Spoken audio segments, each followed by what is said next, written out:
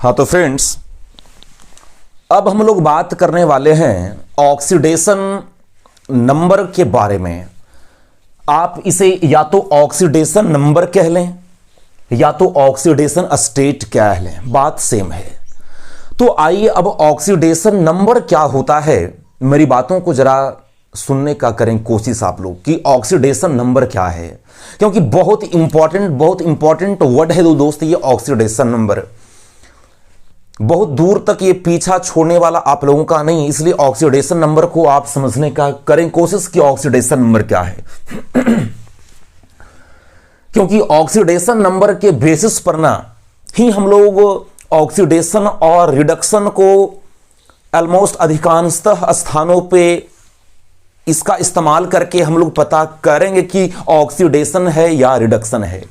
क्योंकि अभी तक जो भी स्टेटमेंट आप लोगों ने ऑक्सीडेशन और रिडक्शन के बारे में देख रखा है वो रेयरली ही कहीं ना कहीं यूज होगा, लेकिन ऑक्सीडेशन नंबर ना हर जगह पे ऑक्सीडेशन और रिडक्शन को पहचानने में काम आएगा दोस्त। इसलिए ऑक्सीडेशन और रिडक्शन को यदि आप अच्छे ढंग से पहचानना चाहते हैं ना, तो पहले आप ऑक्सीडेशन नंबर समझने का करें कोशिश। क्या ये ऑक्सीडेशन नंबर क्या है, तो आइए सर समझिए बात को।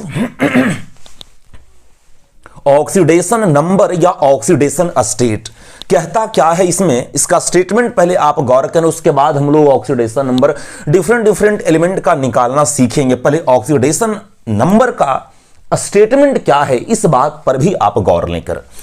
The charge produced on an atom of a molecule और आयन, किसी एक मोलिक्यूल और आयन के एक एटम पर जो चार्ज प्रोड्यूस होता है, जो चार्ज डेवलप होता है। मेरी बातों को सुनने का करें कोशिश, मैं क्या बताना चाह रहा हूं, क्या समझाना चाह रहा हूं आप लोगों को।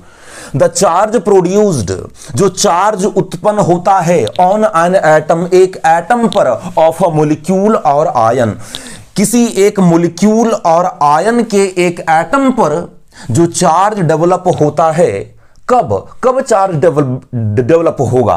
When all its bonds are broken, जब उस मोलिक्यूल और आयन के सभी बॉन्ड को हम तोड़ देंगे। जब ऑल इट्स बॉन्ड, जब उसके सारे बॉन्ड को हम लोग क्या कर देंगे, तो तोड़ देंगे। इन सच अ वे, इस तरह से कि both the electrons of bond pair और लोन पेयर तो अब आप लोग समझते ही होंगे। तो बॉन्ड को हमें इस तरह से तोड़ना है कि बोथ द इलेक्ट्रॉन्स, मतलब दोनों इलेक्ट्रॉन्स किसके, बॉन्ड पेयर के, go to the more electronegative atom is called oxidation number of the atom. क्या यहां पे लिखा हुआ है दोस्त? स्टेटमेंट को याद नहीं करना है दोस्त, इसको याद नहीं करना है, बस यहां पे लिखा हुआ क्या है इसे भूलना भी नहीं है। मेरी बातों को सुनिए, यहां पर क्या लिखा हुआ है। सो कहता क्या है कि किसी भी मॉलिक्यूल और आयन के एक एटम पर जो चार्ज डेवलप होता है, तो चार्ज डेवलप कब होगा? जब उस मॉलिक्यूल और आयन के सभी बॉन्ड को हम क्या कर देंगे, तोड़ देंगे।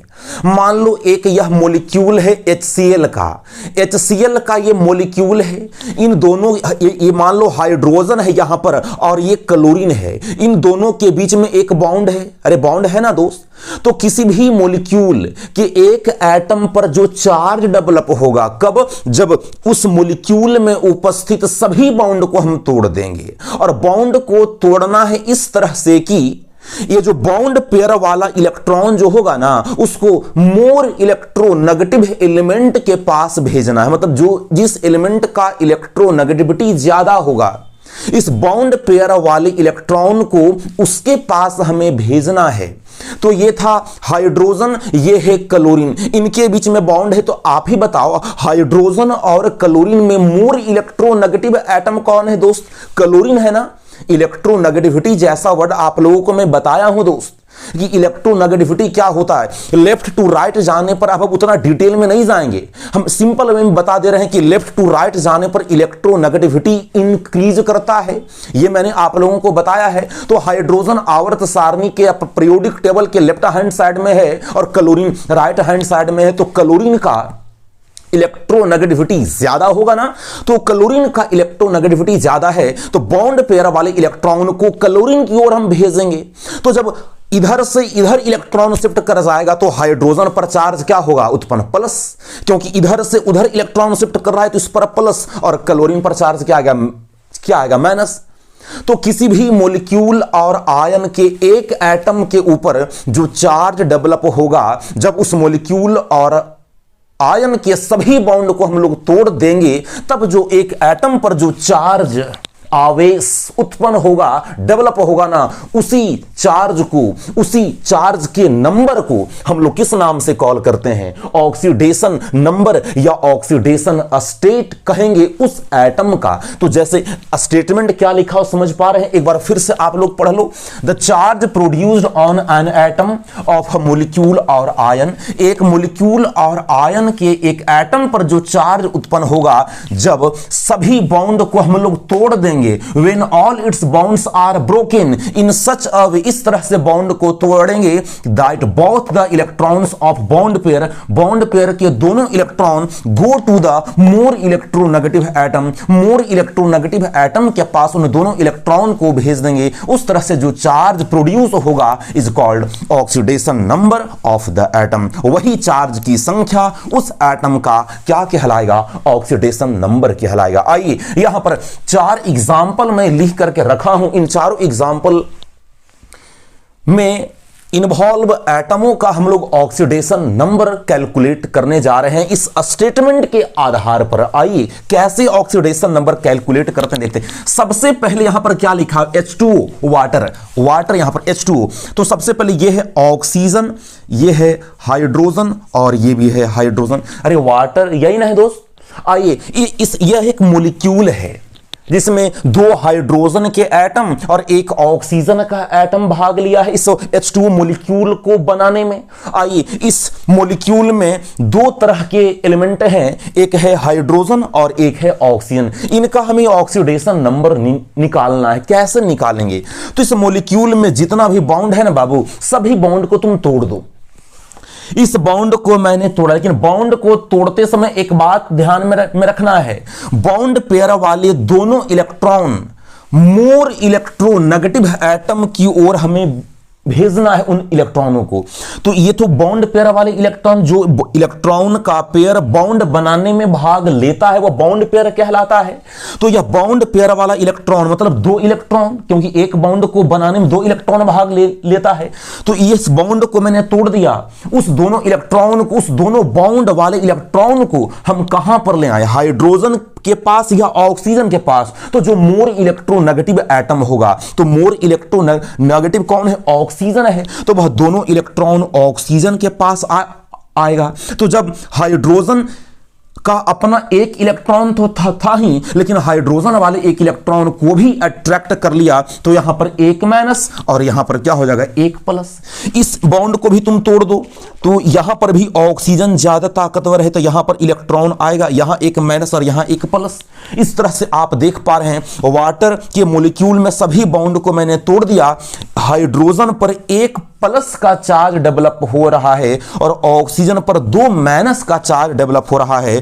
अर्थात ऑक्सीडेशन नंबर ऑफ कोई हाइड्रोजन का, वाटर मॉलिक्यूल में हाइड्रोजन का ऑक्सीडेशन नंबर क्या है, तो +1, प्लस एक चार्ज डेवलप हो रहा है, तो हाइड्रोजन का ऑक्सीडेशन नंबर वाटर के मॉलिक्यूल में क्या हो जाएगा, +1 हो जाएगा दोस्तों। उसी तरह से ऑक्सीडेशन नंबर ऑफ ऑक्सीजन का -1, तो टोटल क्या होगा, -2।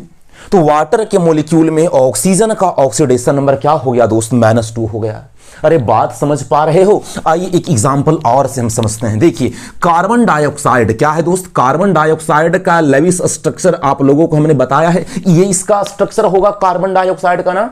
आइए कार्बन और ऑक्सीजन यहां पर दो तत्व हैं, इन दोनों तत्वों का हमें ऑक्सीडेशन नंबर आइडेंटिफाई करना है, कैलकुलेट करना है। तो आइए कैसे करेंगे दोस्त, देखिए आइए फिर से सभी बॉन्ड को तुम तोड़ दो। एक बॉन्ड को मैंने तोड़ दिया। एक बात बता, कार्बन और ऑक्सीजन में मोर इलेक्ट्रोनेगेटिव कौन है, ऑक्सीजन। ऑक्सीजन मोर इलेक्ट्रोनेगेटिव है क्योंकि 14 का तत्व है कार्बन और यह है 16 का। तो ऑक्सीजन आवर्त सारणी में राइट हैंड साइड में है, इसका इलेक्ट्रोनेगेटिविटी कार्बन से ज्यादा होगा। इस एक बॉन्ड को मैंने तोड़ दिया, तो यहां पर एक इलेक्ट्रॉन का पेयर यहां पर, तो यहां पर हो गया एक माइनस वन। तो इलेक्ट्रॉन को तुम दिखाने की जरूरत नहीं, यहां पर एक बॉन्ड को तोड़ा, ये मोर इलेक्ट्रोनेगेटिव है तो इलेक्ट्रॉन इधर आएगा, तो यहां पर एक माइनस का चार्ज, यहां पर एक प्लस का चार्ज आएगा। एक और बॉन्ड को तोड़ दिया तो यहां -1, यहां क्या होगा +1 होगा। एक बॉन्ड यहां तोड़ दिया तो यहां -1 और यहां क्या होगा +1। यहां इस बॉन्ड को तोड़ दिया -1 और यहां क्या होगा +1। तो देख लो ऑक्सीडेशन नंबर ऑफ ऑक्सीजन का क्या हो जाएगा, देखो ना, एक ऑक्सीजन पर यहां भी -1 क्या होगा -2, यहां भी -1 अर्थात -2, अर्थात ऑक्सीजन का ऑक्सीडेशन नंबर कार्बन डाइऑक्साइड के मॉलिक्यूल में क्या होगा -2 होगा। और ऑक्सीडेशन नंबर ऑफ कार्बन का क्या हो जाएगा +1 मतलब टोटल +4 चार्ज है, मतलब कार्बन का ऑक्सीडेशन नंबर यहां पर क्या हो जाएगा दोस्त +4 हो जाएगा। तो ऑक्सीडेशन नंबर हम कैसे अभी निकाल रहे हैं, समझ पा रहे हैं ना। अरे इस नियम से ऑक्सीडेशन नंबर को सिर्फ हम समझ रहे हैं, इस बेसिस पर, इस कॉन्सेप्ट के आधार पर हम लोग ऑक्सीडेशन नंबर निकालेंगे नहीं। कुछ नियम को ध्यान में रख करके ना सभी तत्व का हम लोग ऑक्सीडेशन नंबर ज्ञात कर लेंगे। उसी तरह से क्या हाइड्रोजन साइनाइड और ये CH2Cl2 इसका नाम है डाइक्लोरोमीथेन, क्या इन दोनों का भी आप ऑक्सीडेशन नंबर इन्हीं दोनों के जैसा क्या आप लोग निकाल सकते हो। आज मैं ऑक्सीडेशन नंबर का एक रफ आइडिया मैंने समझा दिया कि ऑक्सीडेशन नंबर क्या होता है। अब किसी तत्व का ऑक्सीडेशन नंबर हम कैसे निकालते हैं यह समझाएंगे आप लोगों को हम नेक्स्ट डे, जहां पे कुछ नियम को ध्यान में रख करके हम लोग ऑक्सीडेशन नंबर हम निकाल सकेंगे। लेकिन वो जो हम नियम कल लिखवाएंगे या फिर जो हम यहां पर समझाएंगे वो आज आप तक नोट्स के तौर पे हम भेज दे रहे हैं। उस नोट्स को आप रीड करके रखना और उससे देखना कि वो जो नियम वहां पे कुछ लिखे हैं गए क्या वो नियम को आप समझ पाते हो या नहीं। और उस नियम को हम कल एक एक करके आपकी व्हाइट बोर्ड पे समझाएंगे कि ऑक्सीडेशन नंबर किसी भी एलिमेंट का किसी मॉलिक्यूल या आयन में हम लोग कैसे निकालते हैं दोस्त। लेकिन आज जो मैं ऑक्सीडेशन नंबर का स्टेटमेंट बताया और दो मॉलिक्यूल में एलिमेंटों का ऑक्सीडेशन नंबर निकाल करके बतलाया, आपका होमवर्क क्या है कि हाइड्रोजन साइनाइड, ये नोट्स में मेंशन नहीं होगा कि ये होमवर्क है आपका, आप यहीं से इसको लिख लो कि हाइड्रोजन साइनाइड और डाइक्लोरोमीथेन में हाइड्रोजन, कार्बन और नाइट्रोजन, हाइड्रोजन साइनाइड में मतलब यहां पर 3 तत्व का ऑक्सीडेशन नंबर आपको निकाल के भेजना है। और यहां पर कार्बन का, हाइड्रोजन का और क्लोरीन का इलेक्ट्रोनेगेटिविटी ध्यान में रख करके ऑक्सीडेशन नंबर उसका भी निकाल करके आपको क्या करना है, सिर्फ भेजना है। तो ये 2 होमवर्क रहा आप लोगों का। तो आज मैंने जो बताया है उसे आप लोग अच्छे ढंग से समझे होंगे, आई होप। और अब यहां से हम लोग नेक्स्ट डे ऑक्सीडेशन नंबर निकालने का किसी भी तत्व का क्या रूल्स हैं, क्या मेथड्स हैं, उनको हम लोग एक करके समझेंगे। लेकिन जो मैं नोट्स के तौर पर भेजूंगा आज, उसे आप लोग जरूर रीड करके जरूर अच्छे ढंग से पढ़ करके रखोगे, तभी कल का पॉइंट्स आपको अच्छे ढंग से सर समझ में आएगा।